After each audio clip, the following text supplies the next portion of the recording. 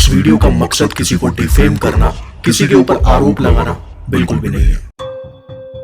तो अगर तुम हनी सिंह की वो ऑडियंस हो जो उनसे और उनके गानों से 2012 से लेकर 2023 तक फैमिलियर हो, तो आई होप आप इतने बड़े तो हो चुके होंगे कि मैं आपसे मैच्योरिटी एक्सपेक्ट कर सकता हूँ। देखो, even I am a Honey Singh fan, but इस वीडियो को बनाने का मकसद मेरी क्यूरियोसिटी कह लो, कुछ कॉन्स्पिरेसीज कह लो, या कुछ सवाल कह लो जिनका जवाब मुझे अभी तक नहीं मिला, और मैं एक्सपेक्ट कर रहा हूँ कि उन सवालों के जवाब शायद आप मुझे दे पाए। ये कुछ वो रिसर्चेस है या कुछ वो कॉन्स्पिरेसी थ्योरीज हैं जिसे अपलोड करने से शायद ये वीडियो हटाई भी जा सकती है, या फिर इस चैनल पे स्ट्राइक भी आ सकती है, और या फिर मुझे कोई पर्सनल हार्म तक कर सकता है। अब ये मुद्दा काफ़ी सेंसिटिव है, तो मैं आपसे आशा करूंगा कि आप इस वीडियो को एंड तक देखो और इस वीडियो में बताई गई इंफॉर्मेशन को क्रॉस चेक करने के बाद ही अपना वैल्यूएबल ओपिनियन कमेंट सेक्शन में ड्रॉप करो।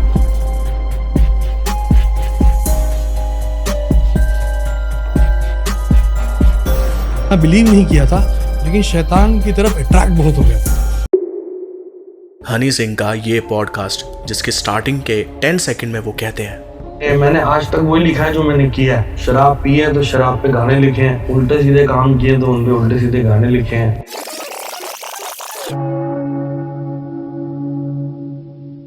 Podcast number 2, TRS clip satanic church visit incident. Video simple है, सुनते ही आपको समझ आ जाएगी। स्टोरी के मुताबिक वो इंग्लैंड में एक सॉन्ग शूट कर रहे थे और उनके एक दोस्त की फ्रेंड ने उन्हें अपने साथ एक रेस्टोरेंट में चलने के लिए कहा। एक लेडी जो मेरे किसी दोस्त को जानती थी, उन्होंने मुझे बोला कि आपको मेरे साथ कहीं चलना है। मैंने कहा जी आप जैसे कहें, चलते हैं शूटिंग के बाद, खाना खाने चलना है, आपकी पसंद का होगा। बात करें 2012 की, तो 2012 में हनी सिंह के most hit tracks like brown रंग, अचको मचको, हाई हिल्स, यार भतेरे ऑलरेडी हिट हो चुके थे, और हम ये मान सकते हैं कि उस टाइम पर हनी सिंह एक ब्रांड बन चुका था। Now I am giving you a situation कि अगर आप एज ब्रांड जाने जाते हो और आपको आपके किसी दोस्त की दोस्त अपने साथ एक रेस्टोरेंट में इनवाइट करती है, वो भी ऑन द फर्स्ट मीटिंग, तो मान लेते हैं कि आप जाओगे, बट वो आपको एक ऐसे रेस्टोरेंट में लेके जाती है जहाँ पर उनके और एक बार टेंडर के अलावा कोई भी नहीं होता। तो मैं वहाँ गया, पूरा रेस्टोरेंट खाली था, एक गोरा बार टेंडर था और वेटर कोई नहीं था। कुछ बातें करनी शुरू करी, ऑर्डर नहीं लिया गया, लेकिन ऑर्डर मेरे सामने आ गया, और वो वही पुदीना चिकन था जो मैं बैंकॉक में खाता था।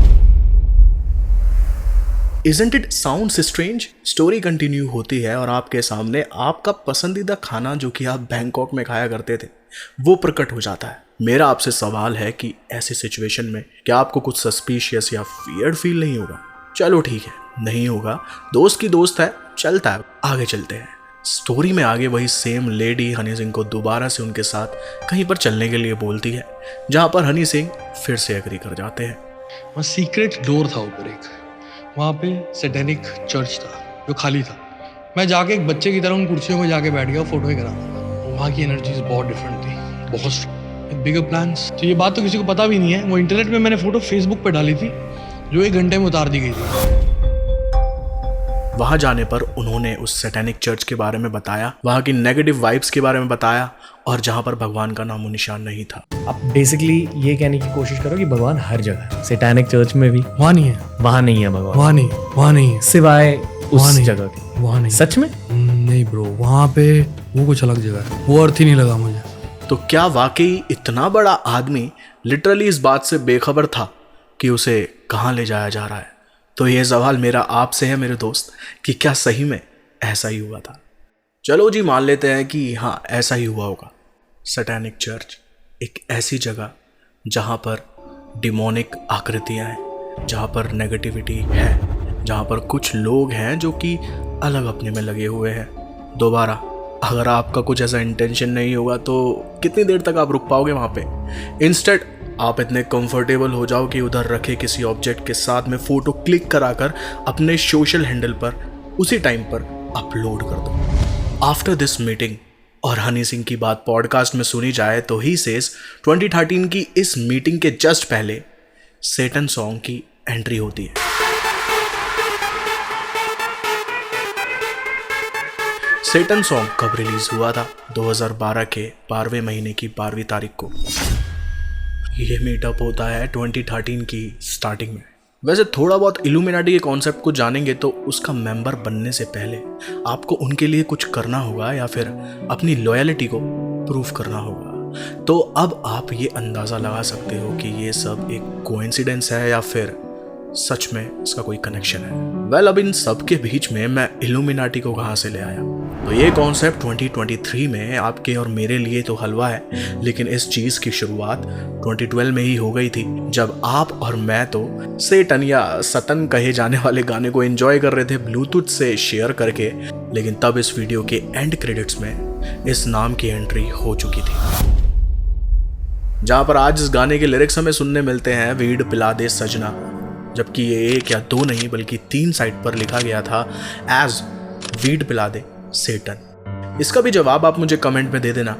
मतलब तक की बात से आप शायद ये समझ ही गए होंगे कि उस सैटेनिक चर्च के अंदर सिर्फ फ़ोटो ही क्लिक नहीं हुई या फिर बातें ही नहीं हुई या फिर दोस्ती नहीं निभाई गई, बल्कि और भी कुछ हुआ। फॉर एन एग्जाम्पल, ट्रेड किसी चीज़ की। तो क्या तुम मेरे साथ सौदा करोगे? आपकी कीमत क्या है? मुझे चाहिए तुम्हारी रूह। लूसीफर सीरीज है जिसके अंदर ये दिखाया गया है कि एक डेविल अगर अर्थ के अंदर आ जाए तो वो अपनी लाइफ को कैसे एंजॉय करेगा। लड़कियां, गाड़ियां, नशे, दारू, अय्याशी और अपने आप को भगवान मानना। 2012 से 2015 तक ये सब कौन कर रहा था, आप मुझे कमेंट में बता देना। हनी सिंह के म्यूज़िक कैरियर की बात करें, जहां बीमारी के बाद उनका फर्स्ट कोलैब आया जिसका नाम था मखना, जिसमें हनी सिंह का रैप कुछ इस तरीके से ख़त्म होता है, डर मत मैं नहीं इल्यूमिनाटी। दिन में तू मिल चाहे मिल मैनू राती, डर मत मैं नहीं इल्यूमिनाटी। 4 से 5 साल से बीमार एक आदमी अपना कमबैक करता है, वो भी ऐसे लिरिक्स के साथ जिसमें ज़बरदस्ती इल्यूमिनाटी वर्ड का एडजस्टमेंट किया गया। फिर उसके बाद अगर कोई रिपोर्टर आपसे पूछती है कि आप इल्यूमिनाटी से बिलोंग करते हो, तो या तो उसका क्वेश्चन इग्नोर कर दिया जाता है और या फिर उसे हंसी में उड़ा दिया जाता है। तो एक कॉन्स्पिरेसी थ्योरी आई आपके बारे में that you were a part of Illuminati and या that you were a part of Illuminati and your hand gestures in your videos showcase that like this sign and this sign and then it's nothing like that. कि because कोई theory नहीं है। मैं आपसे पूछता हूँ कि क्या आपको नहीं लगता कि हनी सिंह की 2023 पर्सनैलिटी और 2013 की पर्सनैलिटी में कुछ अलग है, कुछ निकला है? और अचानक से भगवान पर बिलीव बढ़ना, और इस बंदे ने अपनी पूरी लाइफ में या पूरे कैरियर में कोई भी रिलीजियस या डिवोशनल गाना नहीं दिया है, वो सडनली भोलेनाथ पर गाना रिलीज़ करने की बातें करना, और कुछ गाने जैसे वॉल्यूम 1, बलात्कारी, उन पर उस टाइम पर काफ़ी केसेस हुए हैं, तब उसके बारे में बात ना करते हुए अब अपनी एक स्टार्टिंग से स्टोरी बिल्ड करके किसी दूसरी दिशा में ले जाना। वेल, ये वीडियो थी यहीं तक। आई होप आपको ये वीडियो अच्छी लगी हो, आप कुछ समझ पाए हो, और अगर आप समझ पाए तो कमेंट में ज़रूर अपना ओपिनियन देना, मैं जानना चाहूँगा। वेल, मैं मिलता हूँ एक और ऐसी वीडियो के अंदर जिसके अंदर हम काफ़ी मिस्टीरियस बात करने वाले हैं। आप प्लीज़ चैनल को सब्सक्राइब कर देना, लाइक कर देना। तब तक के लिए गुड बाय।